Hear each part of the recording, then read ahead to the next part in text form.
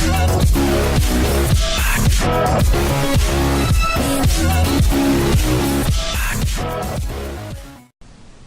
going on, everybody? Welcome to your 39th Python tutorial. In this tutorial I'm going to be going over a little more about modules, hopefully clearing some stuff up for you. So in the last tutorial I showed you guys how to import a module using import and then the module name, such as actually this one was swine flu, I believe. That was a file name minus the py extension, and that's how you imported the module.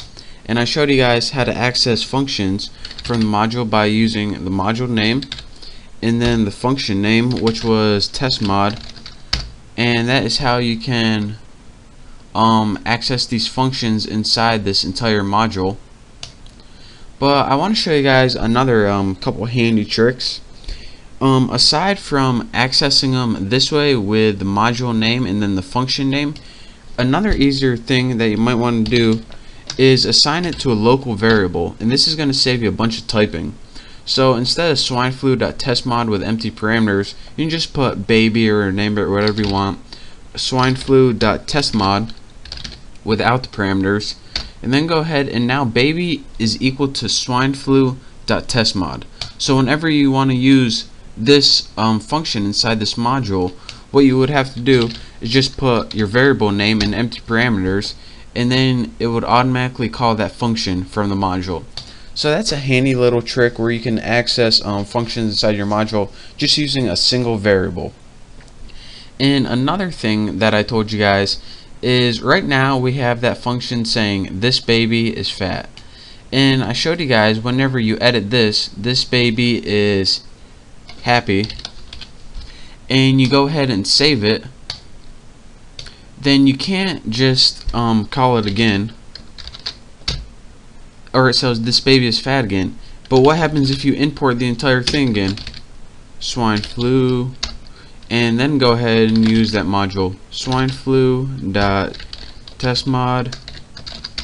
It still doesn't work, and I told you guys this because I want to stress the point: you can only import a module once per program. But when I told you guys that you can't do this without exiting idle and coming into it again and importing it again, I lied. There's a little trick that you can do where if your source file right here is edited, what you just did, we changed it to happy, you can use the new version with something called reload in your program. And this is probably the second easiest thing you're ever going to learn.